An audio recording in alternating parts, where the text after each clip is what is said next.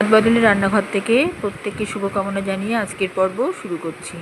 আজ আমি একটি তেঁতোর রেসিপি নিয়ে এসেছি, যেটা একটু আলাদা ধরনের আর অল্প অল্প তেঁতো হবে এই রান্নাটায়। এই শুক্তোটায় সামান্য তেঁতোর স্বাদ থাকবে, কারণ খুব বেশি তেঁতো খেতে কেউই চায় না।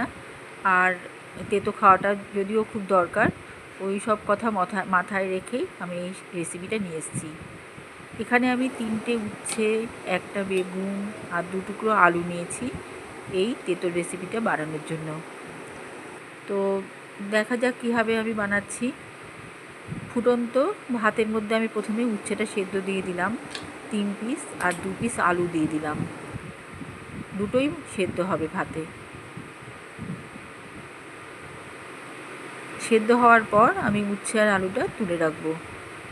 ঠান্ডা হলে এর গায়ে লেগে থাকা ভাতগুলো সরিয়ে উচ্ছেটা আমি স্লাইস করে কেটে রাখবো, আলুটাও ডুমো ডুমো করে কেটে রাখবো। এবার এখানে 1 বাটি বেসন নিয়েছি, বেসনটা আমি ভেজে নিচ্ছি। আমার যতটুকু প্রয়োজন আমি এখান থেকে ততটুকু ব্যবহার করব।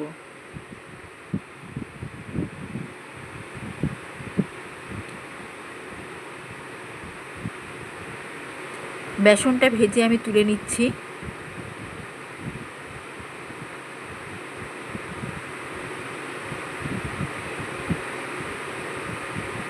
এবারে কড়াইতে তেল দিয়ে দিলাম।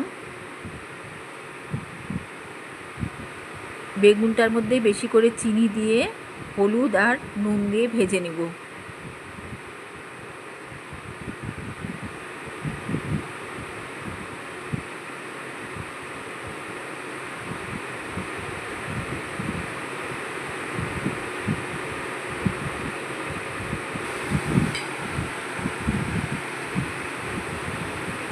লবণ দিলাম, দিয়ে কষিয়ে নিচ্ছি।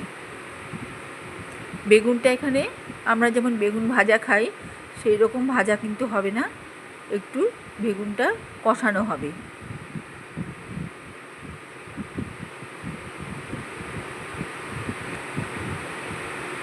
এবারে আমি সেদ্ধ করে ভাতে সেদ্ধ আলুটা ডুমো ডুমো করে কেটে নিয়েছি, সেই ডুমো আলুটা দিয়ে দিলাম।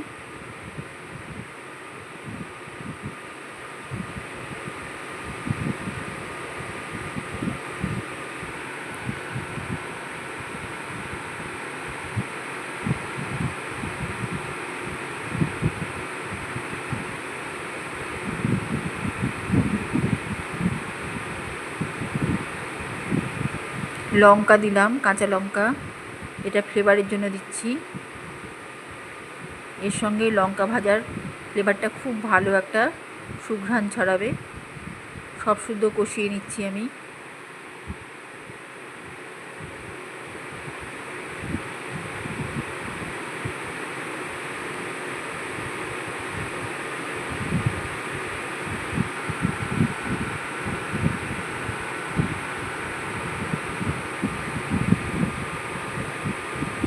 সামান্য মেথি দিলাম ফোড়নের জন্য। আর এখানে উচ্ছে স্লাইস করে রেখেছি, সেদ্ধ উচ্ছে, সেগুলো দিয়ে দিলাম।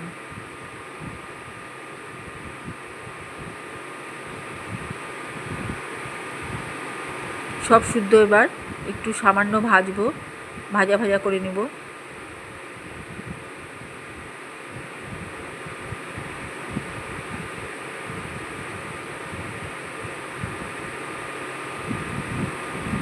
এই শুক্তোটাতে আমি বড়ি ব্যবহার করিনি, কারণ এখানে আমি ভাজা বেসন ব্যবহার করেছি। কোনো রকম পোস্তও ব্যবহার করিনি, কারণ বেসনের যে স্বাদটা নষ্ট হয়ে যাবে তাই। এখানে আমি ঘি দিয়ে দিলাম মোটামুটি পর্যাপ্ত পরিমাণে।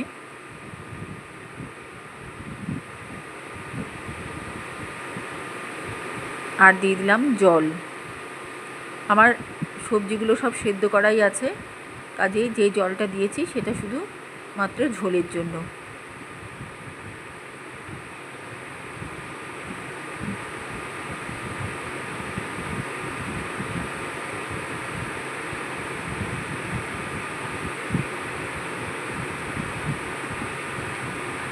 এখানে আমি সামান্য আদা বেটে নিব।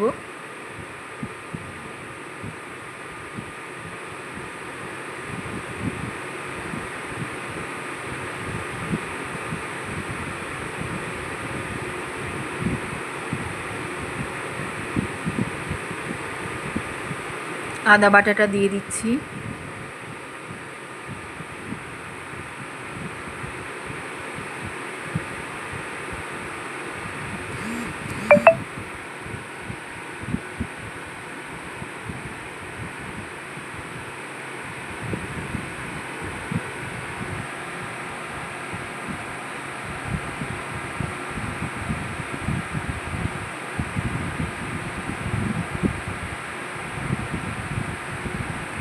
এই সময় আমি ভাজা যে বেসনটা সেটা দিয়ে দিলাম।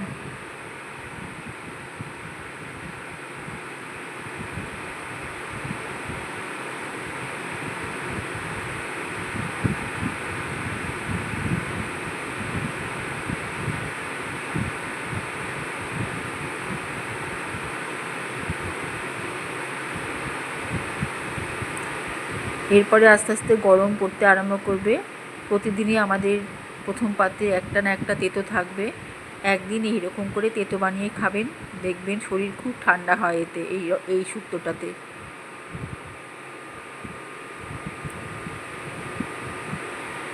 ভাজা বেসনটা দেওয়ার পরে আমি একটু জলটা টানিয়ে নিচ্ছি।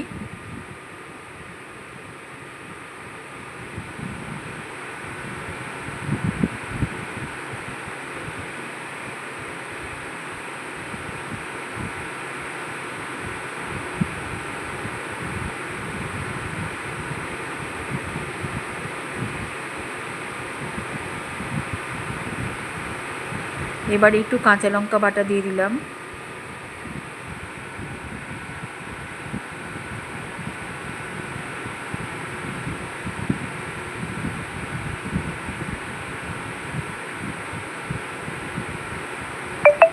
ওপর থেকে আর একটু সামান্য ভাজা বেসন দিয়ে দিলাম, এটা ঘনত্ব আনার জন্য।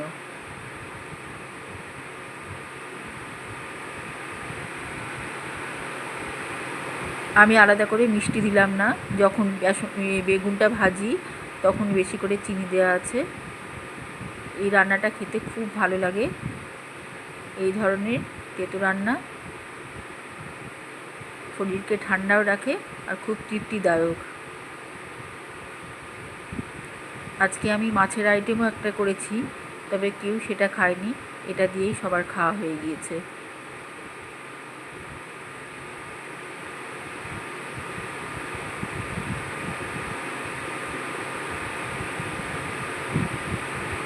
আমার রান্না এখানেই শেষ। সবাই ভালো থাকবেন, সুস্থ থাকবেন। আগামীতে একটা আবার অন্যরকম রেসিপি নিয়ে আসবো। চ্যানেলটা সাবস্ক্রাইব করলে উৎসাহ পাবো। ধন্যবাদ।